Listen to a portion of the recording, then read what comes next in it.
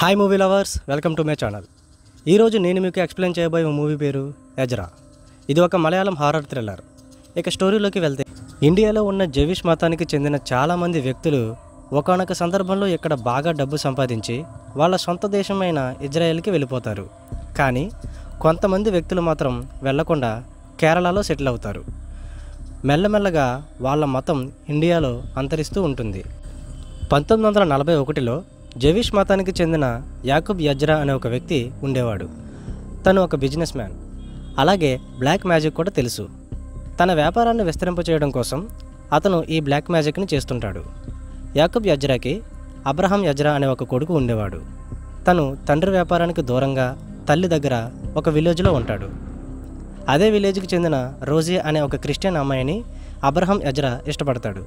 రోజీకి కూడా Abraham Ezra అంటే చాలా ఇష్టం. వాళ్ళిద్దరూ ఒకరినొకరు ప్రేమించుకుంటారు. కొన్ని డేస్ తర్వాత అబ్రహాం తన తండ్రి దగ్గరికి వెళ్తున్నానని చెప్పి మన పెళ్లి విషయం కూడా మాట్లాడతా అని ఆ గ్రామం నుంచి తన తండ్రి ఉండే సిటీకి వస్తాడు. తన తండ్రితో తన ప్రేమ విషయం చెప్పగా, ఇది మన దేశం కాదు, వాళ్ళు మన మతము కాదు, మనం తొందరలోనే ఈ దేశాన్ని వదిలి ఇజ్రాయెల్కి వెళ్ళిపోతున్నాం అని చెప్పి ఆ క్రిస్టియన్ అమ్మాయితో పెళ్లికి ఒప్పుకోడు. అది విన్న అబ్రహాం ఎజ్రా ఎంతో బాధపడుతూ రోజీకి ఉత్తరం రాసి పంపుతాడు. ఆ ఉత్తరంలో తన తండ్రి మన పెళ్లికి ఒప్పుకోలేదని, తనని మర్చిపోవని రాసి ఉంటుంది. అప్పటికే రోజీ అబ్రహాం ఎజ్రా వల్ల కడుపుతో ఉంటుంది. ఆ ఉత్తరం చదివాక తట్టుకోలేక ఊర్లో చెట్టుకి ఉరివేసుకుని చనిపోతుంది. ఊర్లో ఎవరికి కూడా రోజీ ఎందుకు ఆత్మహత్య చేసుకుందో తెలీదు. కానీ రోజీ వాళ్ళ తండ్రికి మాత్రం ఆ ఉత్తరం కనిపించడంతో అసలు విషయం తెలుస్తుంది. అబ్రహాం ఎజ్రా వల్లనే తన కూతురు చనిపోయింది అని బాధపడతాడు.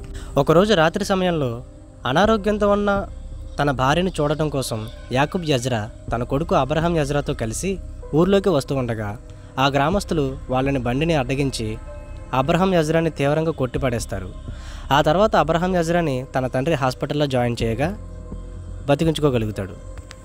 కానీ ఇంటర్నల్ ఆర్గాన్స్ తీవ్రంగా డ్యామేజ్ అవడంతో అబ్రహాం ఎజ్రా బతికున్న శవంలా తయారవుతాడు. తన కొడుకు పరిస్థితిని చూసి బాధపడుతున్న తన తండ్రి యాకూబ్ ఎజ్రా తన కొడుకుకి విముక్తి కలిగించడం కోసం బ్లాక్ మ్యాజిక్ చేస్తాడు.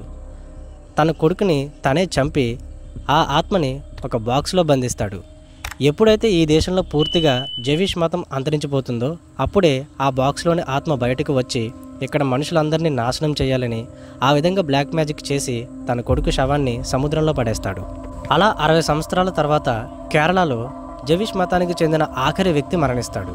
అప్పుడే అక్కడికి పురాతన వస్తువులని అమ్మే ఒక వ్యాపారి వచ్చి అక్కడ ఉన్న వస్తువులను చూసి రాత్రి సమయంలో వాటిని దొంగిలిస్తాడు.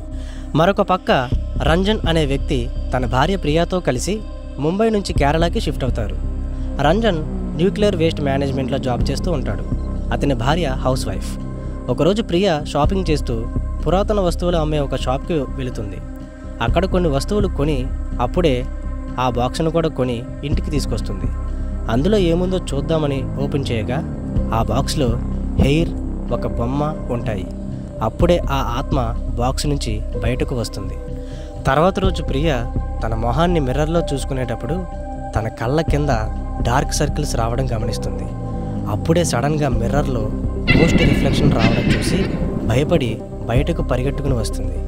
ఆ తర్వాత న్యూక్లియర్ ప్లాంట్లో ఉన్న తన హస్బెండ్ రంజన్ దగ్గరికి వచ్చి తను ఇంట్లో చూసిన దాని గురించి చెప్పగా రంజన్ అదంతా నీ భ్రమ, కొత్త ఇల్లు కాబట్టి నీకు అలా అనిపించి ఉంటుంది అని కన్విన్స్ చేస్తాడు. అదే రోజు రాత్రి రంజన్, ప్రియా నిద్రపోతున్నప్పుడు అర్ధరాత్రి రంజన్కి పై రూమ్ నుంచి ఏవో ఫుట్ స్టెప్స్ సౌండ్స్ వినిపించి లెగుస్తాడు. అక్కడికి వెళ్ళి చూడగా ఒక తెల్లటి ముసుగు వేసుకుని ఉన్న ఆకారం రంజన్కి కనిపిస్తుంది. దగ్గరికి వెళ్ళి చూడగా అది ఒక పోల్. ఎవరో దాని మీద క్లోత్ కప్పి ఉంచారు. అప్పుడే రంజన్ ఒక అడుగు వెనక్కి వేయడంతో అక్కడ నుంచి కిందికి పడిపోతాడు. తర్వాత రోజు తన ఫ్రెండ్ సిఐకి రాత్రి జరిగిందంతా చెప్పగా, ఏవో యానిమల్ సౌండ్స్ అయి ఉంటాయి, నెక్స్ట్ టైం మళ్ళీ జరిగితే చెప్పండి, జాగ్రత్తగా ఉండమని చెప్పి అక్కడి నుంచి వెళ్ళిపోతాడు. అదే రోజు రంజన్ని పెంచిన ఫాదర్ శామ్ కేరళకి రావడంతో రంజన్ అతన్ని రిసీవ్ చేసుకుని ఇంటికి తీసుకొస్తూ ఉంటాడు. మరొక పక్క ఇంట్లో ఉన్న ప్రియా కబోర్డ్లో బట్టలు తీసుకునేటప్పుడు అందులో సడన్గా గోష్ట్ని చూసి భయపడి పరిగెడుతుంది. అప్పుడే ఇంటికి వచ్చిన రంజన్ తన భార్య ప్రియా కనిపించకపోవడంతో ఇల్లంతా వెతికి పై రూమ్లో స్పృహ తప్పి ఉన్న తన భార్యని చూస్తాడు. తర్వాత డాక్టర్ వచ్చి ప్రియాని చెక్ చేసి వెళ్తారు. అదే రోజు రాత్రి రంజన్ ఇంటికి వచ్చాక జరిగిన ఇన్సిడెంట్స్ని ఫాదర్ శ్యామ్కి చెప్పగా అప్పటికే ఇల్లు మొత్తం పరిశీలించిన ఫాదర్ శ్యామ్ ప్రాబ్లం అంతా ఆ బాక్స్ ఓపెన్ చేయడం వల్లనే వచ్చిందని అంటాడు. అది డిబుక్ బాక్స్ అని చెప్తాడు. డిబుక్ బాక్స్ని జెవిష్ మతం వాళ్ళు యూజ్ చేసేవాళ్ళు. వాళ్ళ మతంలో ఎవరైనా చనిపోయినప్పుడు అన్సాటిస్ఫైడ్ సోల్స్ని ఒక ప్రక్రియ ద్వారా ఇలా బాక్స్లో బంధించేవాళ్ళని చెప్తాడు. ఇప్పుడు ఆ బాక్స్ని ప్రియా ఓపెన్ చేయడం వల్లనే ఇంట్లో ఎలాంటి ఇన్సిడెంట్స్ జరుగుతున్నాయి అని చెప్తాడు. ఆ తర్వాత రోజు మార్నింగ్ రంజన్ తన వైఫ్ ప్రియాతో కలిసి వాకింగ్కి వెళ్తాడు. అప్పుడే వాళ్ళ నైబర్ ఒక ఆమె పలకరించగా ఆమె దగ్గర ఉన్న డాగ్ ప్రియాని చూసి అరవడం స్టార్ట్ చేస్తుంది. తర్వాత రంజన్ అక్కడి నుంచి తన భార్యని తీసుకుని వెళ్ళిపోతాడు. అదే రోజు రాత్రి నిద్రలో నుంచి మెలకు వచ్చిన రంజన్కి పక్కన తన భార్య కనిపించకపోవడంతో ఇల్లంతా వెతుకుతాడు. తన వైఫ్ కనిపించదు. అప్పుడే బయట గేట్ ఓపెన్ చేసి ఉండటంతో అనుమానం వచ్చిన రంజన్ బయటకు వచ్చి స్ట్రీట్లో వెతకగా ఒక గోడ మీద ప్రియా చేతిలో ఒక సంచి పట్టుకుని కనిపిస్తుంది. ఆ సంచి నుంచి రక్తం కారుతూ ఉంటుంది. అది చూసి రంజన్ షాక్ అవుతాడు. వెంటనే ప్రియా ఆ గోడ మీద నుంచి కిందకి దూకి అక్కడ నుంచి స్పీడ్గా నడుస్తూ వెళ్ళిపోతుంది. వెనకాలే రంజన్ కూడా ఆమెను ఫాలో అవుతూ వెళ్తాడు. అప్పుడే అక్కడికి ఒక ప్రీస్ట్ వచ్చి ప్రియాని చూసి ఎవరు నువ్వు అని అడగగా అబ్రహాం యజ్రా అనే వాయిస్ వినిపిస్తుంది. ఆ ప్రీస్ట్ ప్రియా ఫోర్ హెడ్ మీద చెయ్యి పెట్టి ప్రియాని స్పృహ తప్పేలాగా చేస్తాడు. అప్పుడే ఆ సంచిలో నుంచి డాగ్ హెడ్ బయటపడుతుంది. తర్వాత విషయం తెలుసుకున్న ఆ ప్రీస్ట్ వీళ్ళకి సహాయం చేయాలని అనుకుంటాడు. అసలు అబ్రహాం యజ్రా ఎవరో, అతనికి ఏం జరిగిందో మనం తెలుసుకోవాలి అని తనకు తెలిసిన జాషువా యాహూదీ అనే ఒక జెవిష్ మతానికి చెందిన ఒక వ్యక్తి దగ్గరికి రంజన్ని తీసుకుని వెళ్తాడు. నిజానికి జాషువా యాహూదీ జెవిష్ మతస్థుడే అయినప్పటికీ లవ్ మ్యారేజ్ చేసుకోవడం వల్ల తన వైఫ్ కోసం క్రిస్టియన్గా తన మతాన్ని మార్చుకుంటాడు. తన తండ్రి జెవిష్ మతానికి చెందిన వాళ్ళ గురించి బుక్స్ రాసేవాడని, కానీ ఒక బుక్ని మాత్రం పబ్లిష్ చేయలేదని, అది ఇంకా తన దగ్గరే ఉంది అని ఆ బుక్ని వాళ్ళకి ఇస్తాడు. ఆ బుక్ని చదివిన రంజన్కి అలాగే ప్రీస్ట్కి అసలు విషయం తెలుస్తుంది. మరొక పక్క కుక్కని ఎవరో కిరాతకంగా చంపేశారు అని కంప్లైంట్ రావడంతో అక్కడికి వెళ్ళిన సిఐకి ఒక పట్టీ దొరుకుతుంది.